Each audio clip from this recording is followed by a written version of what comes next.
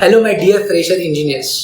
Recently हमने हमारे YouTube channel पे अबाउट ऑन विच पीसी और laptop should be purchase by engineering student to run CAD and FPA software ये video upload किया हुआ है। आफ्टर ये वीडियो अपलोड करने के बाद हमें बहुत सारे कमेंट्स आए, बहुत सारे स्टूडेंट रिक्वेस्ट कर रहे हैं कि आपको टेक्निकल इन्फॉर्मेशन चाहिए अबाउट कॉन्फ़िगरेशन। सो हम इस वीडियो में आफ्टर आपके बहुत सारे रिक्वेस्ट करने के बाद हम ये वेबिनार आज कंडक्ट करने वाले हैं। ये वेबिनार में हम देखेंगे कि बेसिकली कौन कौन से कंपोनेंट आपको रिक्वायर्ड है आपका पीसी कॉन्फ़िगर करने के लिए और हर एक का इम्पोर्टेंस, कि बेसिकली उस पर्टिकुलर कंपोनेंट का इम्पोर्टेंस क्या है आपके सॉफ्टवेयर यूज़ के लिए। सो आफ्टर दिस वेबिनार मैं 100% आपको गारंटी देता हूँ आपको बहुत सारा नॉलेज मिलने वाला है। So after that you can build your own system.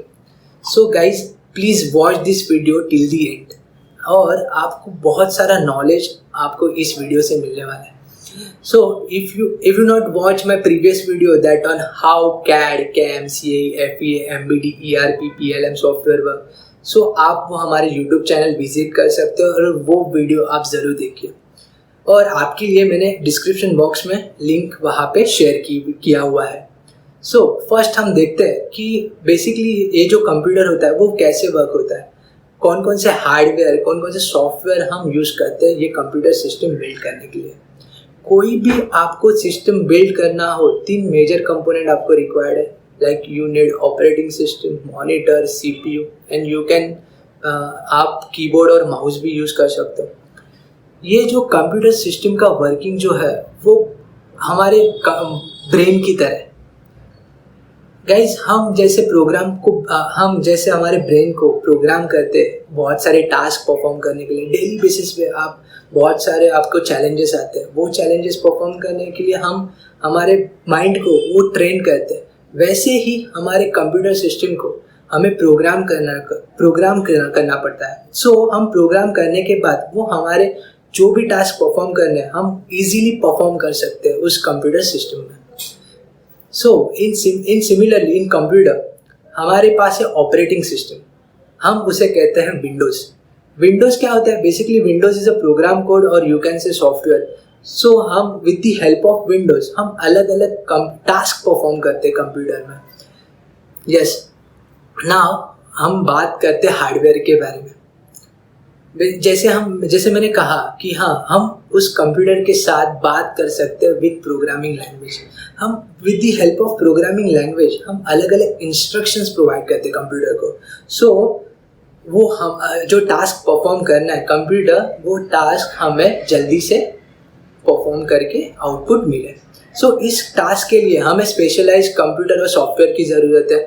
So this program code is a process by a processor cell called as CPU chip, और हम उसे माइक्रो प्रोसेसर भी कह सकते हैं। ये जो सीपीयू चिप है वो बेसिकली कंट्रोल किया जाता है कीबोर्ड और माउस के साथ। देन फाइनली हम जो आउटपुट हम उस पर्टिकुलर आउटपुट विजुअलाइज कर सकते हैं on monitor screen.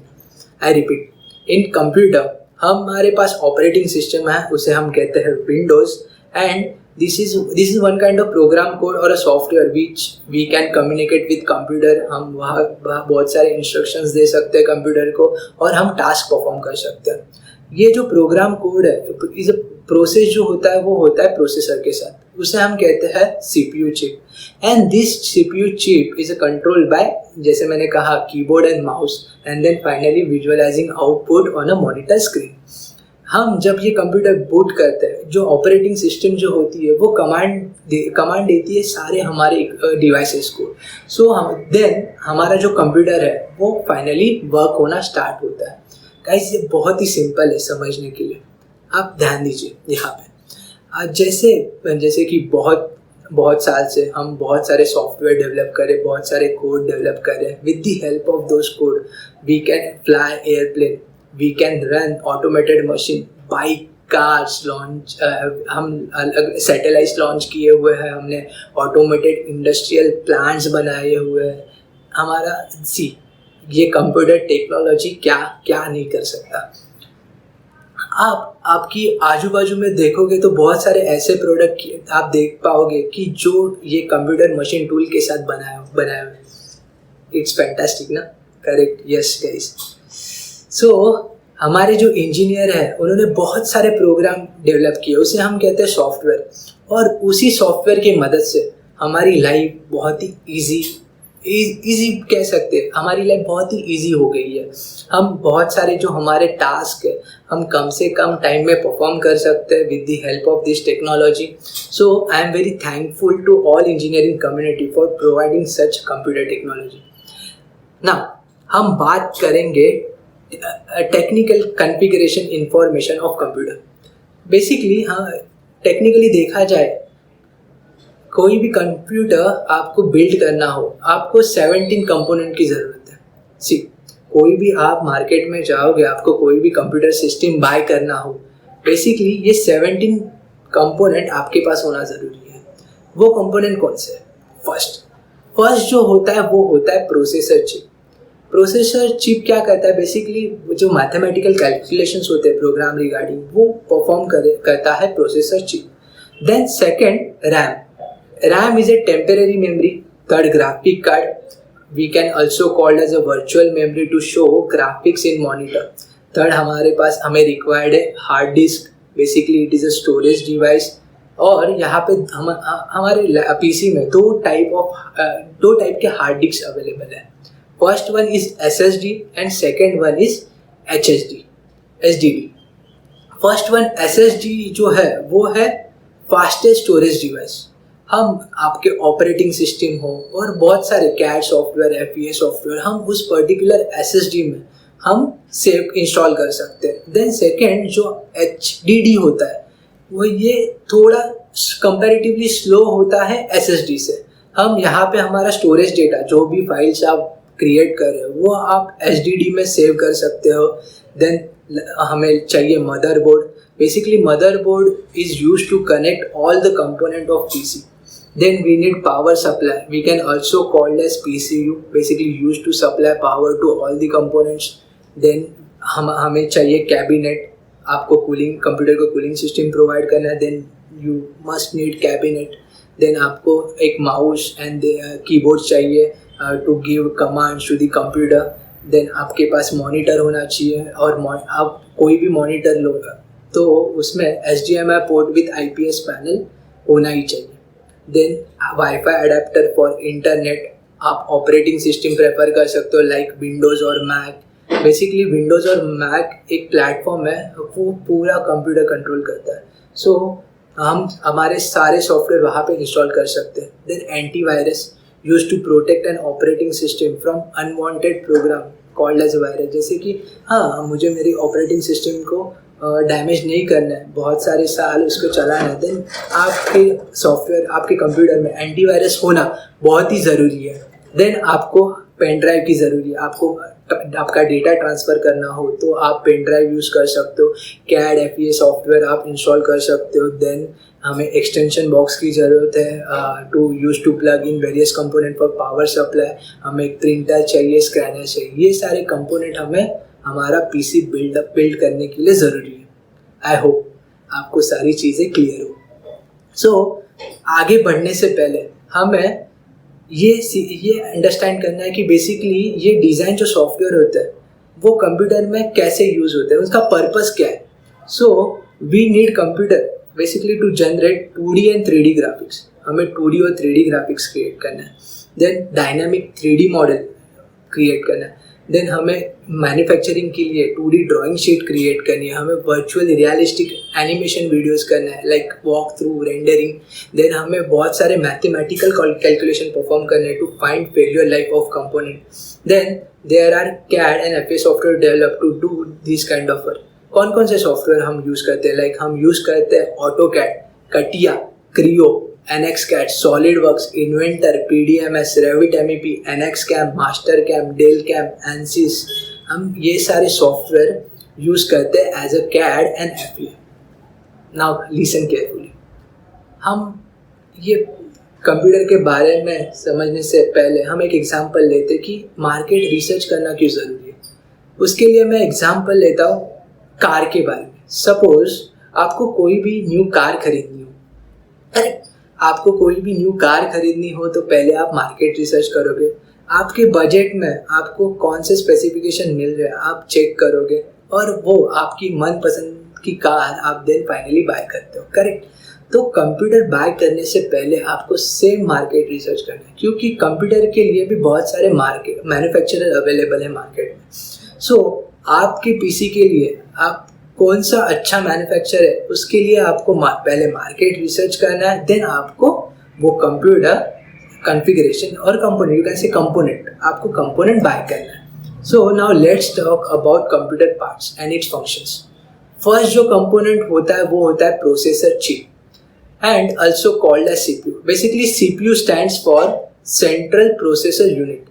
It is used to process all the program data. Market में मोस्टली दो कंपनी है जो प्रोसेसर क्रिएट कर रही है और बहुत ही बोलते हैं फेमस है फॉर प्रोसेसर। फर्स्ट है जो इंटेल एंड सेकंड है वो AMD, correct? For this both company manufacture the computer processor chip and both have top in technology. So हम टेक्निकली सिंपल लैंग्वेज में देखते हैं कि प्रोसेसर जो बनता है उसमें मेजरली 5 कंपोनेंट्स हैं।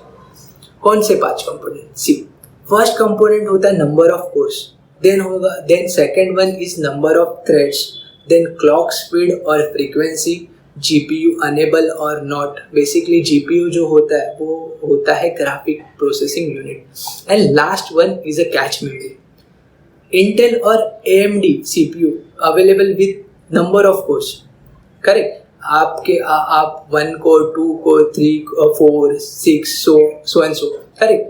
सो आपके रिक्वायरमेंट से आपके लिए कौन सा कोर आपको लेना है आप खरीद सकते हो। Similarly along this it gives you number of thread for multitasking like 2 thread, 4 thread, 6, 8, 12। Clock speed and frequency ये जो है वो दोनों में ही ऑलमोस्ट सेम है, सेम गीगाहर्ट्ज है। फाइनली जीपीयू अनेबल और नॉट में like GPU means graphic processing unit. आप ये जीपीयू जो होता है वो कंप्यूटर सीपीयू के साथ इनबिल्ट भी आप ले सकते हो और विदाउट जीपीयू भी आप खरीद सकते हो। सो आप इन बेसिकली कौन से मैन्युफैक्चर है वो जीपीयू क्रिएट करते हैं, वो एनवीडिया, AMD, इंटेल, ARM, ये सारे मैन्युफैक्चर वो जीपीयू क्रिएट करते हैं। आप मेरी राय लो तो Nvidia is a best for your PC guys. So with the क्योंकि बहुत सारे जो सॉफ्टवेयर होते हैं वो कंपैटिबल होते हैं एनवीडिया के साथ, सो आप एनवीडिया ग्राफिक कार्ड यूज कर सकते हो। Then last one is cache memory. It is available as per CPU chip build. Now we have to understand the difference between core and threads. Guys, CPU means central processing unit which has core to process data, and thread जो होता है वो virtual CPU chip means central processing unit inside the CPU called as thread, जो multitasking के लिए हम prefer करते हैं। सो कंफ्यूज मत होइए बिटवीन कोर एंड थ्रेड। ये जो कोर होता है वो होता है आपका फिजिकल एंड थ्रेड होता है वो virtual. In simple both are the core, but core word is a stand for physical core in a CPU chip, and thread word is a stand for virtual core chip in a CPU. So virtual version of CPU core is not the physical. For example हम example लेते हैं कि हमें एक 1 core CPU bye करना है with 1 thread. सो आपके पास अभी कितने कोर अवेलेबल है? 2 core to perform that particular task. So हमारा जो रिजल्ट है CPU प्रोसेसर का 2 कोर के साथ हमारा परफॉर्मेंस जो है वो ट्वाइस हो रहा है, करेक्ट? ये समझ में सेम एज सपोज हम इंटेल का i3 CPU परचेस कर रहे हैं। बेसिकली i3 में आपको 4 कोर एंड 4 थ्रेड अवेलेबल है। इट मीन्स दैट आपके पास अभी 8 कोर्स अवेलेबल है in CPU। With the help of those core you can perform your task more smoothly. ये जो 4 कोर होते हैं physical core and 4 core are virtual which all called as a threaded. So आपका जो performance है आपके PC का वो ट्वाइस हो जाता है. We can finish our task half of the time. आपको होप आपको समझ में आया होगा. Now let's see more about threading. In Intel, CPU uses hyper-threading, and in AMD, CPU uses simultaneous multi-threading, or we can say SMT. These both used for breaking physical core into virtual core to increase the performance. Okay, now let's talk about clock speed or a frequency of CPU. So, basically जो clock speed है वो होती है on what speed we can process the data, and the cache memory has to provide data in a queue format. So the CPU should not be ideal. Remember, we don't need unlock the clock speed and a frequency function. We need stable CPU chip. So let's do the conclusion. So when we purchase CPU, must have maximum number of cores. आपके पास maximum number of thread होनी चाहिए. Then also CPU with hyper threading should be enabled. Guys listen, आपके CPU को hyper threading enable होना ज़रूरी है. In many CPU hyper threading is not enable. So कभी भी आप बाय करोगे तो आपको परचेस के वक्त ये सारी चीज़ें ध्यान देनी है. So also we don't need to unlock the clock speed और a frequency function. We need stable CPU chip. The more core and thread with a multi-threading processor at fixed clock speed, it will gives you the maximum performance along with a good clock speed frequency with good cache memory. Now let's talk about GPU. GPU enable or not enable GPU. GPU जो है, GPU stands for graphics processing unit. In other word, you can say graphic card. With the help of GPU हम monitor screen पे अलग अलग display images देख सकते हैं. Correct. Market में अभी दो टाइप के CPU प्रोसेसर अवेलेबल है. एक में आपके पास GPU बाय इनबिल्ट है और दूसरे में आप इनबिल्ट नहीं है, जिसमें आप इनबिल्ट GPU परचेस कर रहे हो. सपोज आप इनबिल्ट GPU परचेस कर रहे हो, देन आप आपके कोई भी सॉफ्टवेयर लाइक ऑटोकैड हो, बेसिक सॉफ्टवेयर आप उसमें रन कर सकते हो. लेकिन आपको एनालिसिस जैसे रेंडरिंग के लिए रेविट आपको सॉफ्टवेयर यूज़ करना है, तो आपके लिए एक्सटर्नल ग्राफिक कार्ड होना बहुत ही ज़रूरी है. तो गाइस, आप पैसे वेस्ट ना कीजिए इनबिल्ट GPU पे. आप विदाउट GPU भी खरीद रहे हो आपका प्रोसेसर, आप एक्सटर्नली ग्राफिक कार्ड यूज़ करके मैक्सिमम GB तक, सो आप आपके टास्क परफॉर्म कर सकते हो और आपका जो कॉस्ट जा रहा है इनबिल्ट GPU में वो आप कम कर सकते हो. सो मेरे हिसाब से आप विदाउट GPU ही प्रोसेसर प्रेफर कीजिए और बाद में आप ग्राफिक्स कार्ड पुट करके यूज़ कर सकते हो आपके वर्क के लिए, जैसे कि एनालिसिस के लिए, रेंडरिंग के लिए. करेक्ट. नाउ हम देखते हैं जैसे now let's take an example of suppose हमने एक i3 CPU परचेस करना है. Basically i3 has 4 cores and 4 thread which not having inbuilt GPU. Then we purchase and then attach a graphic card externally. Correct. So this kind of PC is very useful, guys. आप externally जब graphic card use कर रहे हो तो आप आपका CPU performance को boost कर रहे हो लाइक अ रॉकेट. सो आप आपका कोई भी टास्क कम से कम टाइम, जो रेंडरिंग हो आपको आधा घंटा लग रहा है, वही आप 50 मिनट्स में आप वही टास्क परफॉर्म कर सकते हो with the help of external graphic card. So आपको जो भी खरीदना है प्रोसेसर, वो विदाउट इनबिल्ट GPU खरीदना है एंड देन आपको एक्सटर्नली ग्राफिक कार्ड यूज़ करना है. Now let's talk about RAM. RAM means random access memory. It is a third important component in your system. It is a one kind of temporary memory. Whenever we boot the computer, the operating system loaded in a RAM, then we perform various tasks. Listen, कोई भी आपको task perform करना हो, कोई भी आपको suppose आपको simple image open करना हो, आपको इमेज ओपन करना है तो पहले वो जो इमेज होती है वो लोड होती है रैम में.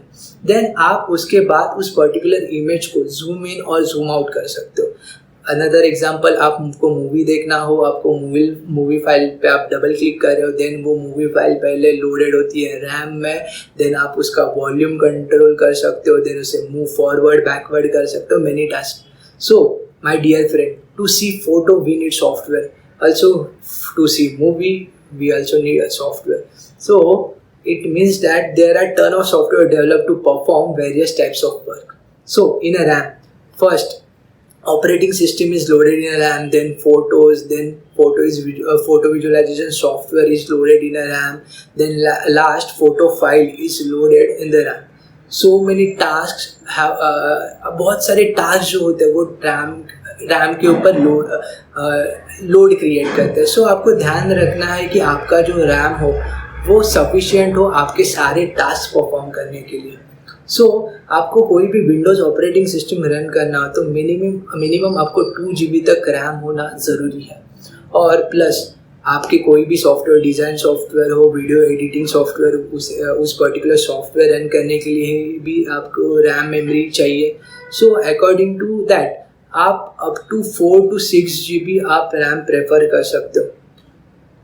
आपके लिए मार्केट में बहुत सारे रैम प्रोवाइडर कंपनीज़ है, वो आपके लिए 1 GB तक से लेके 16 GB तक रैम प्रोवाइड करते हैं. सो मेरे ख्याल से अभी सपोज जैसे कि हमने पहले डिस्कस किया, आपको रैम इंक्रीज करना है. Remember, only increasing RAM will not increase the computer speed. Only you need to keep RAM memory size recommended by the software application and that's enough. Okay, आपको यहाँ पे भी एक पॉइंट नोट करना है कि CPU processor speed is very high और RAM के लिए भी उसकी खुद की ऑपरेटिंग स्पीड होती है. So we need to keep RAM frequency enough to that CPU doesn't wait for data. If frequency RAM frequency कम हो CPU प्रोसेसर के साथ तो प्रोसेसर आपका आइडियल होगा कुछ पर्टिकुलर टाइम पे और वो आपको फुल कैपेसिटी से आप वो प्रोसेसर यूटिलाइज नहीं कर पाओगे. सो वन मोर इम्पॉर्टेंट, आपको आपकी रैम की फ्रीक्वेंसी भी चेक करनी है ड्यूरिंग आप जब परचेस करोगे. देन आपके पास ड्यूअल चैनल, सपोज आपका मदरबोर्ड ड्यूअल चैनल हो तो आप उसी रैम को डिवाइड करके यूज़ कर सकते हो उसकी RAM memory. Dual channel RAMs are different and in motherboard you find dual channel slot of one colour. If you want to install RAM of 8 GB then आपको एक ही 8 GB का रैम इंस्टॉल करना नहीं है. आपको पर्टिकुलर 8 GB की जगह आप 8 GB को 2 में डिवाइड करोगे, लाइक 4 GB + 4 GB. सो आपका जो एक पर्टिकुलर रैम पे जो लोड आ रहा है वही आप पैरेलली डिस्ट्रीब्यूट कर पाओगे. सो आप इफ़िशिएंटली उस रैम के साथ आप आपके PC पे वर्क कर सकते हो. So remember, every RAM speed frequency slightly different while manufacturing. So आपको बाय करने से पहले प्रिकॉशन रखना है कि आप करेक्ट फ्रीक्वेंसी रैम परचेस कर रहे हो या नहीं. और सेकंड, थर्ड, और आपके पास सपोज आप अलग अलग सॉफ्टवेयर यूज़ कर रहे हो, लाइक जहाँ पे आपको वीडियोस क्रिएट करना है, वहाँ पे बहुत सारे टास्क परफॉर्म करना है. सो आप 16 GB तक रैम प्रेफर कर सकते हो और आप उसे अलग अलग स्लॉट, लाइक आपके पास 2 स्लॉट्स अवेलेबल है मदरबोर्ड में, वही 16 GB को आपको यूज़ करना है एज 8 GB + 8 GB और आपको वहाँ पे इंस्टॉल करना है. Also, as per version, we get RAM as a DDR1, DDR2, DDR3, DDR4 and so on. So we need to use latest version, so we'll get the maximum speed. आपको mostly तो DDR4 RAM ही prefer करना है. Then now let's talk about GPU. Basically GPU stands for graphical processing unit. In other words, we can say that graphic card. We have already discussed about while comparing between CPU and GPU. Remember, guys, आपको कोई भी GPU खरीद जैसे मैंने पहले ही आपको कहा है कि आपको GPU खरीदना हो तो आप इनबिल्ट GPU अवॉइड कीजिए कि CPU के साथ हमें इनबिल्ट GPU जो आता है वो ना खरीदें. आप एक्सटर्नली ग्राफिक कार्ड यूज़ कीजिए. So you can do your work more efficiently. जो ग्राफिक कार्ड है, it is a basically one kind of temporary graphic memory, and whenever we boot the computer the operating system graphics is loaded in the monitor, then we perform various tasks by visualizing the monitor graphics. Okay, listen carefully. When we have to work on any task of 3D graphics, हमें बहुत huge graphics memory की requirement होती है. सो ये जो graphic card का जो main function है वो यही है कि आपका जो रिक्वायरमेंट है वो फुलफिल करता है. So you can handle 3D graphics modelling software with you can, for to handling 3D graphics modeling software we at least need 2 GB graphic card. आपके पास heavy graphic files हो then you should go for up to 4 GB to 6 GB.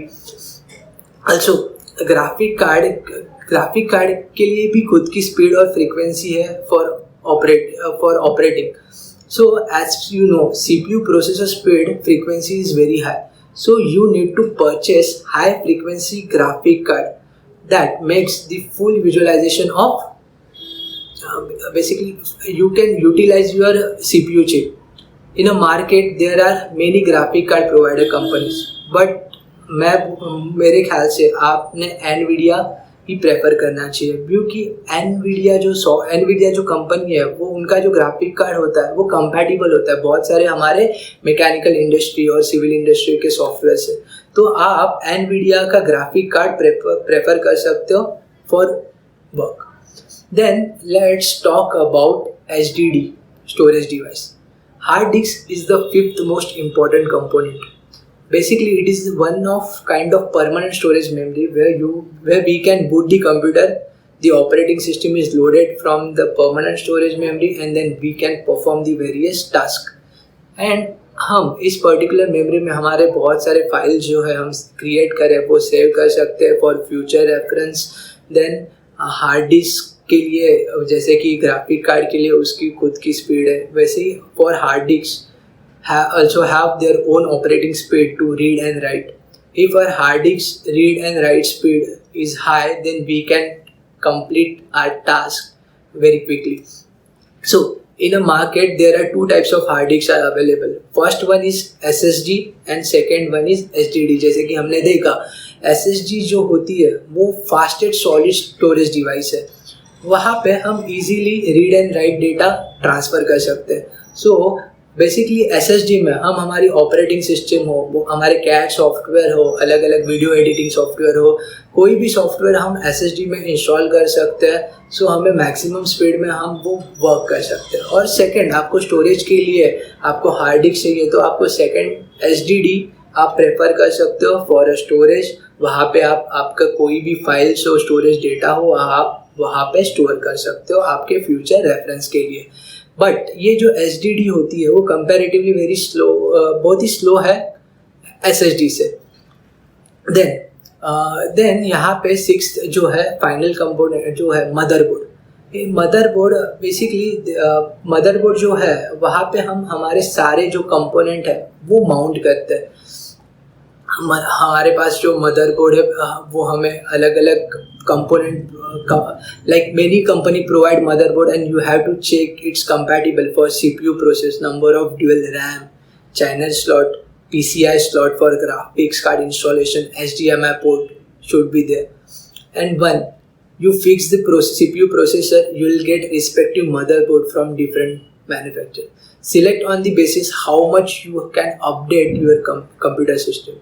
Then हमें चाहिए power supply, हम उसे UPS भी कहते हैं. हमारे सिस्टम को पावर सप्लाई करने के लिए हमें अलग पावर सप्लाई डिवाइस वहाँ पे इंपोर्ट करना होता है, तो कि हमारे डिवाइस मदरबोर्ड हो, CPU हो, वो वहाँ मेन बोर्ड से हमारे कंपोनेंट को पावर सप्लाई कर सकते. Then the system needs lots of power because of many components are installed, they require power. So every component, जैसे कि मैंने पहले ही आपको कहा कि every component like CPU, processor, RAM, GPU, graphic card are listed with a bad power supply. If हमारा power supply not proper नहीं है कंप्यूटर कंपोनेंट के साथ, तो हमारा जो कंप्यूटर है अच्छे से वर्क नहीं करता. सो उसकी जो ऑप्टिमम स्पीड है वो अच्छे से परफॉर्म नहीं होती. Whenever you build computer, check each component watt requirement, ये आपको करना है। कोई भी आपको कंपोनेंट बाय करने से पहले उसकी वैट रिक्वायरमेंट ज़रूर चेक करनी है और देन आपको वो बाय करना है। जी, और इसमें आपको गाइस कॉम्प्रोमाइज़ नहीं करना है, ये बहुत ही इंपॉर्टेंट है। Now let's talk about cabinet. It is used for cooling computer system. Basically बहुत सारे पीपल यहाँ पे इग्नोर करते हैं, लेकिन cabinet is the most important thing. So if your computer not getting proper ventilation, then the PC performance will drastically decreases. So आपके पास अच्छा cabinet होना भी ज़रूरी है। So understand. So power watt is converting into heat and we need to cool it down. So don't ignore this cabinet. Proper cooling will boost the performance of the computer. Apart from this, हमें अलग अलग component like keyboard, mouse, अच्छे brand का आप keyboard and mouse खरीद सकते हो। Then monitor को HDMI port with IPS panel होना ज़रूरी है। देन आप वाईफाई एडाप्टर बाय कर सकते हो। अबाउट ऑपरेटिंग सिस्टम, आप विंडोज़ 10 और मैक प्रेफर कर सकते हो। मोस्टली मेरे हिसाब से आप विंडोज़ 10 प्रीफर कीजिए, because all the softwares are develop for operating Windows system. Then about antivirus, आपके सिस्टम को, ऑपरेटिंग सिस्टम को प्रोटेक्ट करने के लिए आपके सिस्टम में एंटीवायरस होना बहुत ही ज़रूरी है। Then pen drive, it's give you mobility to transfer the data. About CAD FES software on which we create engineering graphics, then we need a extension box use to plug in various components of power supply. Then all in one, हमें एक printer चाहिए और scanner चाहिए। ये सारे component के मदद से हम हमारा PC बिल्ड कर सकते हैं। So most important part of this webinar, हम with the help of this site आज हम सिस्टम बिल्ड करके देखते हैं। सी, यहाँ पे आपके स्क्रीन के ऊपर PC पार्ट पी करके आपके पास साइट अवेलेबल है। इस पर्टिकुलर साइट की लिंक मैंने डिस्क्रिप्शन बॉक्स में पुट की है। आप वहाँ से उस लिंक पे जा सकते हो और आप वहाँ पे आपकी खुद का PC बिल्ड कर सकते हो। सी, यहाँ पे आपके सिस्टम बिल्डर में आपको सारे कंपोनेंट्स अवेलेबल है जो कि मार्केट्स में अवेलेबल है। सो आप यहाँ पे इजीली आपको जो कंपोनेंट चाहिए PC बिल्ड करने के लिए यहाँ से सिलेक्ट कर सकते हो। यहाँ पे इवन आप कंपोनेंट में कंपैटिबिलिटी भी चेक कर सकते हो। सो आगे जाके कॉन्फ़िगरेशन के वक्त आपको कोई भी इशू नहीं आए। सो फर्स्ट हम स्टार्ट करते हैं CPU से। अभी सभी को पता है कि CPU is a most important component in PC, correct. तो हम यहाँ पे देखते हैं कि CPU में कौन कौन से टाइप के प्रोसेसर आप हमारे पास अवेलेबल है। ठीक है, फर्स्ट स्टार्ट करते हैं CPU से।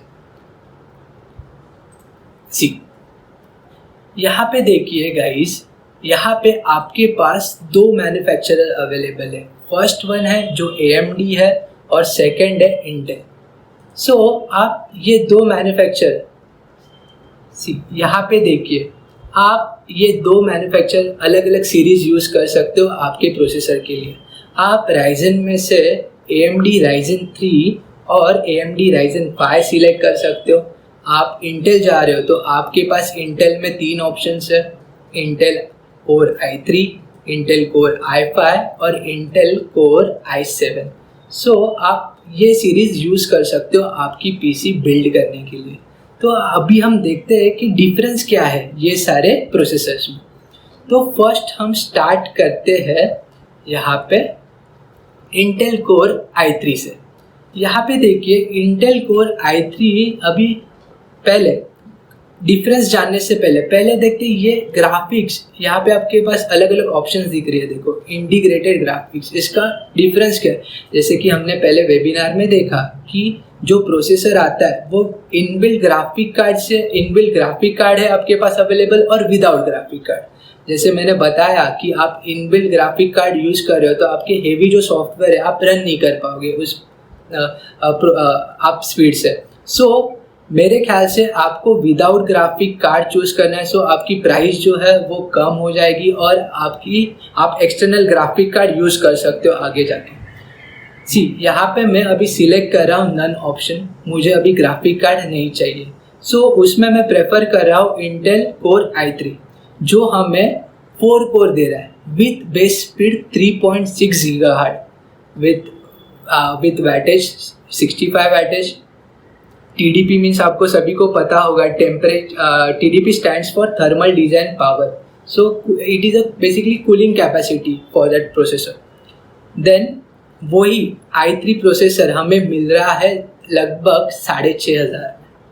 वही आप इंटेल i3 को कंपेयर करोगे यहाँ पे AMD Ryzen 3 के साथ, हमें Ryzen 3 दे रहा है 4 core processor with 3.6 GHz clock speed.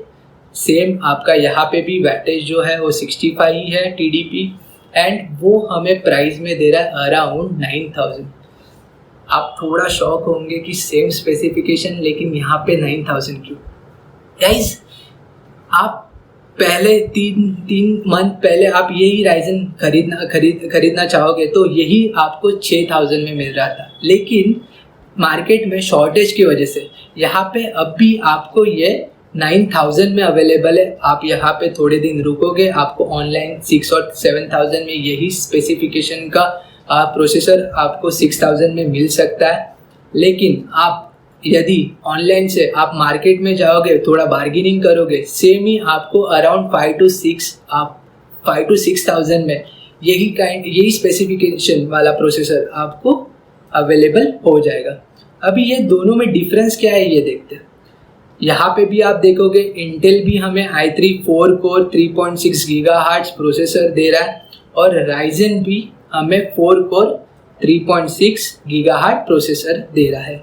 लेकिन आप यहाँ पे देखोगे कोर में, आप देखोगे इंटेल हमें 4 कोर प्लस 4 थ्रेड प्रोसेसर हमें प्रोवाइड कर रहा है. मतलब आपके पास प्रोसेसिंग के लिए टोटल कोर्स है 8. यही आप Ryzen 3 में AMD Ryzen हमें 4 कोर प्लस 8 थ्रेड प्रोवाइड कर रहा है. मतलब सीधा ट्वाइस टोटल हमारे पास कोर है 12.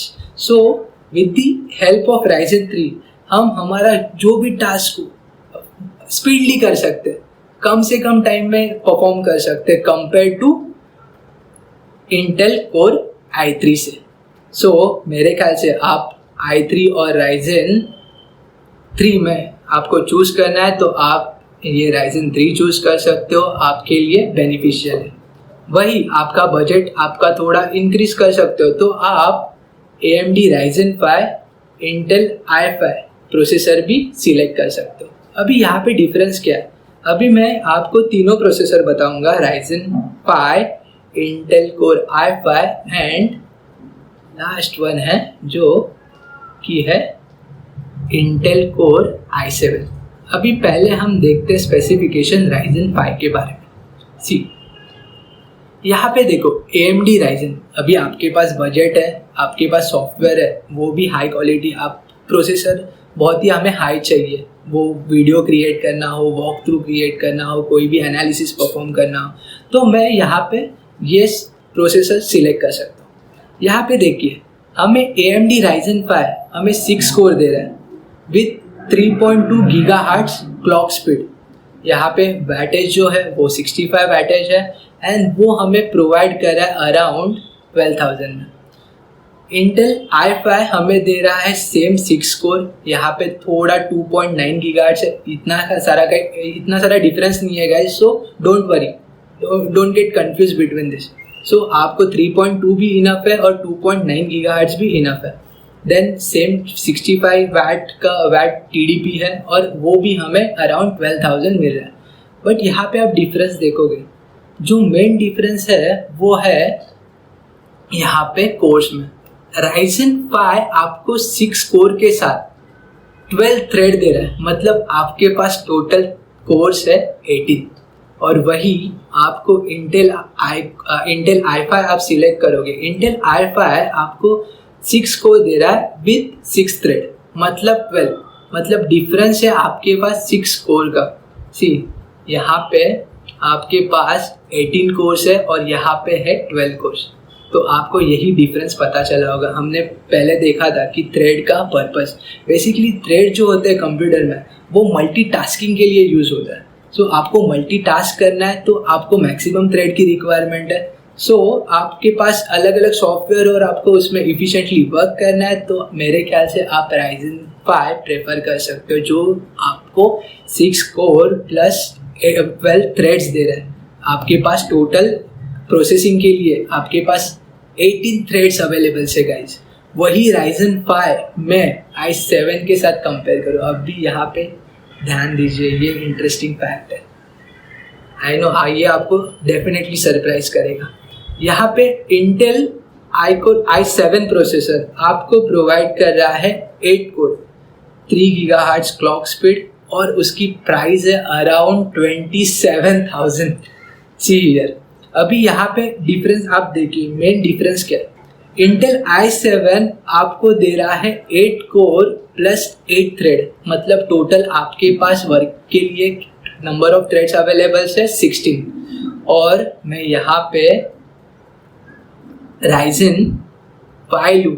Ryzen 5 में मेरे पास है 6 core plus 12 threads, total 18। Ryzen 5 i7 को बीट कर रहा है गाइस। और प्राइस में देखिए, देखो सीधा हाफ प्राइस, वो हमें 27,000 में मिल रहा है और Ryzen 5 हमें 11,000। सो आप दोनों को कंपेयर करोगे, Ryzen 5 is best processor for our system.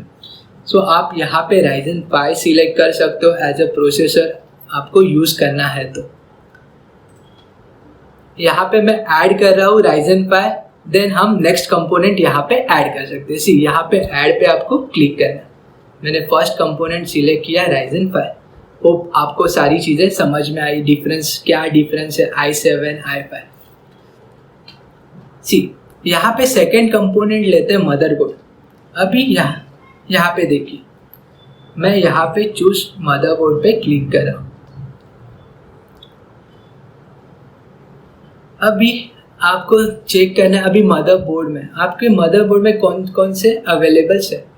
अरे अभी यहाँ पे आपके पास अलग अलग अभी यहाँ पे देखिए, हमारे मदरबोर्ड में अलग अलग स्लॉट होते हैं। आपको मदरबोर्ड का आर्किटेक्चर देखना हो तो आप यहाँ पे इमेज पे माउस ड्रैग करके लेके आओगे तो आप यहाँ पे आप मदरबोर्ड का आर्किटेक्चर चेक कर सकते हो। अभी आपको क्या देखना है, यहाँ पे मदरबोर्ड में देखो, यहाँ पे सॉकेट CPU यहाँ पे उन्होंने दिया है। मेन हमें स्लॉट मेमोरी में ऑब्जर्व करना है, देन हमें मेमोरी मैक्सिमम मेमोरी कितना है वो देखना है। ये दो चीज़ें बहुत ही इंपॉर्टेंट है। सी हम जो मदरबोर्ड यूज़ करेंगे उसमें एटलीस्ट 4 स्लॉट और 64 GB मेमोरी होना इम्पॉर्टेंट है। सो हम यहाँ पे देखिए, मैं यहाँ पे प्राइस टैग लगा रहा हूँ, कम से कम प्राइस में कौन सा मुझे बेनिफिशियल है, यहाँ से आप सिलेक्ट कर सकते हो। अभी यहाँ पे देखिए मेरे पास मुझे चाहिए गीगा, अभी मोस्टली गीगाबाइट्स और MSI is the best manufacturer for motherboard. यहाँ पे सिलेक्ट करते गीगाबाइट्स।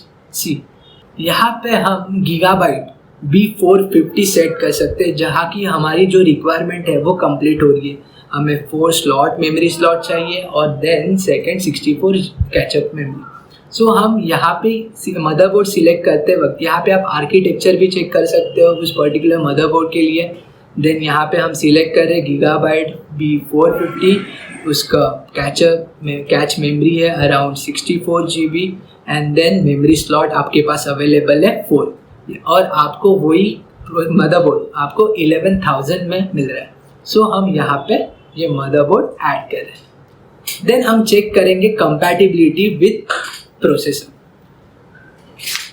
सी यहाँ पे देखो, there is no issue in compatibility found.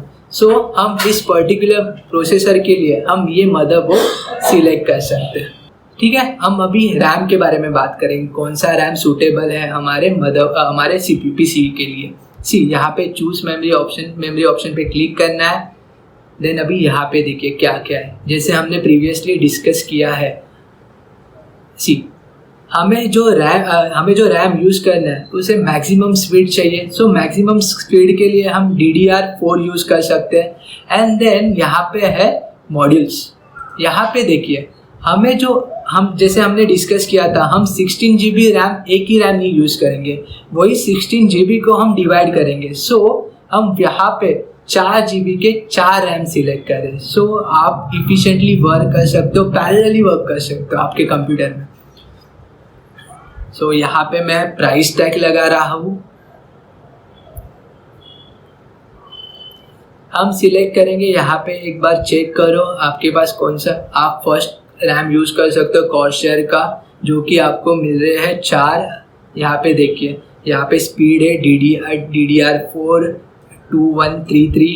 Then सी यहाँ पे अलग अलग है, आपके बजट ज़्यादा हो तो आप ये भी मैक्सिमम स्पीड वाला यूज़ कर सकते हो। सी यहाँ पे डिफरेंस देखिए, यहाँ पे जो फर्स्ट वन है उसका स्पीड है 2133, वो आपको मिल रहा है अराउंड 9500। वही आप यहाँ पे ये कॉर्सर का सेकेंड DDR4 3000 ले रहे हो, वही आपको मिल रहा है अराउंड 9900। सो इतना डिफरेंस नहीं है। सो कम से कम टाइम में आप कम से कम प्राइस में आप ये खरीद सक रहे हो, और आपके लिए ये बेनिफिशियल भी है और बेस्ट, मैं करूँगा ये बेस्ट है। सो ये रैम आपको खरीदना है। सी मेमोरी कार्ड के बाद अभी यहाँ पे है ऑप्शन स्टोरेज। यहाँ पे मैं स्टोरेज के ऊपर क्लिक कर रहा हूँ। सी हम जैसे कि हमने देखा स्टोरेज में 2 टाइप ऑफ स्टोरेज हमारे पास अवेलेबल है। सी यहाँ पे आपके पास SSD है, हमें जो है अभी आपके पास ऑपरेटिंग सिस्टम हो, ग्राफिक आपके अलग अलग डिज़ाइन सॉफ्टवेयर हो, वो आपको इंस्टॉल करना है तो आपको SSD रिक्वायर्ड है। तो हम यहाँ पे सिलेक्ट करेंगे SSD में हम यहाँ पे मेमोरी सेट करें, हमें अप टू यहाँ पे देखो, यहाँ पे है हमारी कैपेसिटी, हम अप टू 250 GB तक SSD यूज़ कर सकते हैं। यहाँ पे जस्ट आपको वैल्यू पुट करना है 250, आप यहाँ पे लिमिट सेट कर सकते हो यहाँ पे। एंड देन यहाँ पे बेस्ट सूटेबल SSD कौन सा है वो सिर्फ आपको देखना है। हम यहाँ पे फर्स्ट Samsung 970 EVO यूज़ करेंगे, ये आपके लिए अच्छा है, जहाँ की कैपेसिटी है 250 GB। यहाँ पे आप कैच स्पीड भी देख सकते हो जो कि अराउंड है 512 MB। आप यहाँ पे कंपेयर करोगे, यहाँ पे क्रूशियल के लिए उन्होंने दिया है 256 MB, और यहाँ पे आपको सैमसंग में मिल रहा है 512 MB। अराउंड 1000 रुपीज़ एक्स्ट्रा पे करके आपको अच्छा स्पीड मिल रहा है, तो मेरे ख्याल से आप सैमसंग 970 प्रेफर कर सकते हो। यहाँ पे मैं सैमसंग 970 ऐड कर रहा हूँ। अभी हम ऐड करते हैं वीडियो कार्ड। बेसिकली जैसे कि हमें देखा है ग्राफिक कार्ड का एप्लीकेशन, कोई भी हमें अलग अलग आपके सॉफ्टवेयर हो, लाइक सिमुलेशन सॉफ्टवेयर हो, रेंडरिंग के लिए आपको ग्राफिक कार्ड नीड है। सो आप यहाँ पे अलग अलग आपके पास मैन्युफैक्चरर्स है, गीगाबाइट्स, उसमें MSI। सो आपको यहाँ पे MSI ग्राफिक कार्ड पे क्लिक करना है। देन यहाँ पे आप लिमिट सेट कर सकते हो अप टू 4 GB। यहाँ पे मैं लिमिट सेट कर रहा हूँ 4 GB। देन आप सूटेबल ग्राफिक कार्ड वहाँ पे पिक कर सकते हो। यहाँ पे देखो आपके पास अलग अलग ऑप्शंस है, उनमें से हमें अभी 4 GB हमारे जो स्पेसिफिकेशन है, यहाँ पे आप देखोगे, यहाँ पे मैं प्राइस टैग पुट कर रहा हूँ। सी सबसे लोएस्ट प्राइस कितना है MSI 11,000। हमें चाहिए हमारा बेटर परफॉर्मेंस के लिए, हम यहाँ पे सिलेक्ट करेंगे MSI Ventus XS OC GeForce GTX। वो हमें प्रोवाइड कर रहा है 4 GB with speed 1530 hertz.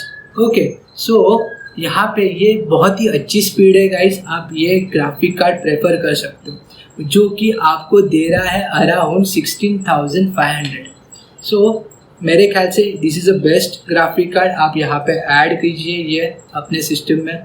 Graphic card के बाद अभी नेक्स्ट कंपोनेंट देखिए, आपके पास नेक्स्ट कंपोनेंट है, यहाँ पे मुझे केस ऐड करना है। केस में आप सिंपल कोई भी केस ऐड कर सकते हो कूलिंग के लिए, जैसे कि हम सबसे लोएस्ट प्राइस देखते हैं यहाँ पे आप प्राइस टैग पे क्लिक कीजिए। एंड देन यहाँ पे आप उस पर्टिकुलर स्ट्रक्चर देख सकते हो, वहाँ पे आप सर्कल कंपनी का आप केस बहुत ही अच्छा आप यहाँ पे यूज़ कर सकते हो। विद द टेम्पर्ड ग्लास उन्होंने प्रोवाइड किया, जो कि आपको अराउंड 4,500 में मिल रहा है। मैं यहाँ पे सर्कल केस ऐड कर रहा हूँ। देन उसके बाद आपके पास क्या है, सी पावर सप्लाई के लिए हमें पहले देखना है एस्टिमेटेड वैटेज। अभी आपके कंपोनेंट कितना वैटेज ले रहा है, अराउंड 250 वैट। सो आपको ये वैट डबल करना है। सो आप बाकी सारे कंपोनेंट्स हो, पेन ड्राइव हो, रैम हो, ग्राफिक कार्ड, आप इजीली वर्क कर सकते हो। सो यहाँ पे मैं पावर सप्लाई यूज़ करूँगा अराउंड 450 वाट और 500 वाट, डिपेंड आपके पास कौन सा है। सो यहाँ पे मैं पहले यहाँ पे प्राइस सेट करा, लोअर प्राइस से देखूंगा, देन मिनिमम यहाँ पे आपको वैटेज चेक करना है। गीगाबाइट पीबी आपको 450 वाट दे रहा है और यहाँ पे आप ये सेट कर सकते हो, जो कि उसका प्राइस है अराउंड 3000। सो ये आपके सिस्टम के लिए बेस्ट है गाइस। सी मैं यहाँ पे ये गीगाबाइट पीबी ऐड करा, जो कि 450 वैटेज पावर सप्लाई हमें प्रोवाइड करा है। देन उसके बाद हमारे पास अवेलेबल हमें ऐड करना है, सपोज आपको अभी कीबोर्ड और आप माउस भी ऐड कर सकते हो।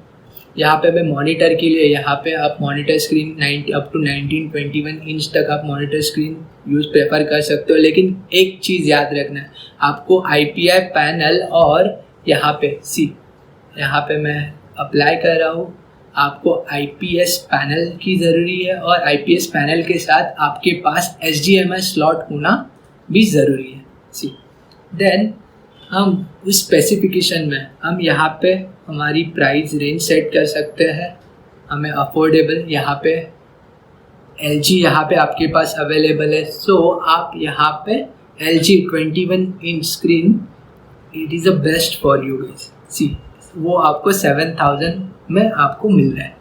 देन उसके बाद आपको कीबोर्ड और माउस ऐड करना है, और कीबोर्ड और माउस के लिए यहाँ पे सिंपल आप यहाँ पे ऐड कर सकते हो। यहाँ पे आपके पास कीबोर्ड ऑप्शन है, कीबोर्ड में अभी यहाँ पे देखिए आपको यहाँ पे कॉम्बो चाहिए, यहाँ पे मैं प्रेफर कर रहा हूँ, यहाँ पे मैं वायर्ड एंड यहाँ पे सेट कर रहा हूँ ऑप्टिकल। ओके, यहाँ पे ऑप्टिकल के बाद यहाँ पे फर्स्ट आपके पास अवेलेबल है, यहाँ पे प्राइस रेंज सेट कीजिए। आपको सस्ते में अराउंड 1000 में आपको लॉजिटेक माउस मिल रहा है, आप ये सबसे बेस्ट क्वालिटी का है। तो आप यहाँ पे दोनों में डिफरेंस देखो, गीगाबाइट आपको अराउंड 1000 और लॉजिटेक अराउंड 1100। सो आप लॉजिटेक का प्रेफर कर सकते हो, it is best for you, and यहाँ पे ऐड कीजिए। और फाइनली आपको स्टोरेज के लिए आपको एक्सटर्नल डिवाइस रिक्वायर्ड है, करेक्ट। देन हम फाइनली हम ऐड करेंगे एक्सटर्नल स्टोरेज डिवाइस। सी यहाँ से आप एक्सटर्नल स्टोरेज डिवाइस ऐड कर सकते हो, और यहाँ पे हमें अराउंड 1 TB तक हमें रिक्वायर्ड है।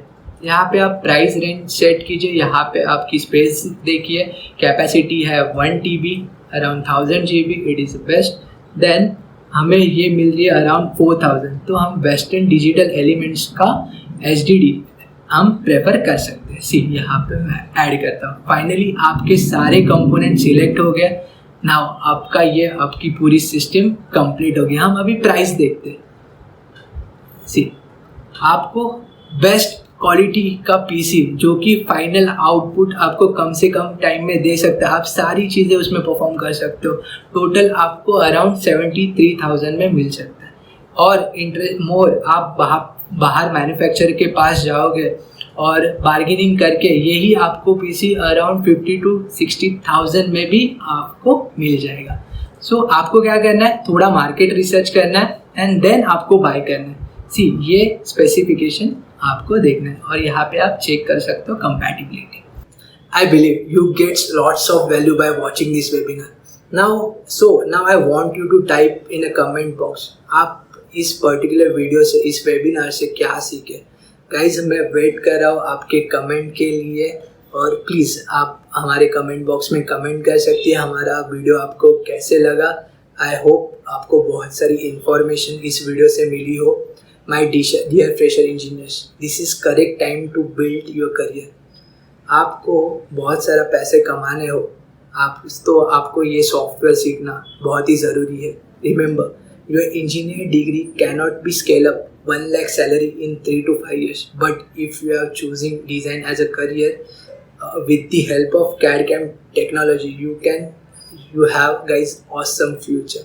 So और एक मुझे कहना है कि मैं एक फ्रेशर इंजीनियरिंग कम्युनिटी का फाउंडर भी हूँ। और मैं एक मिशन पे हूँ, how fresher engineering student can earn lots of money by doing job in a design industry. So I invite you to become a part of this fresher engineering community. Please guys आप आपके Facebook page पे, WhatsApp पे आपके सारे friends को ये video share कर सकते हो और उन्हें हेल्प कीजिए ग्रो होने के लिए। आई होप आपको ये वीडियो पसंद आया हो। प्लीज़ गाइज शेयर कीजिए। Now I will take permission to say bye. If you have any query please comment. I will definitely try to reply as soon as possible. Thank you so much guys.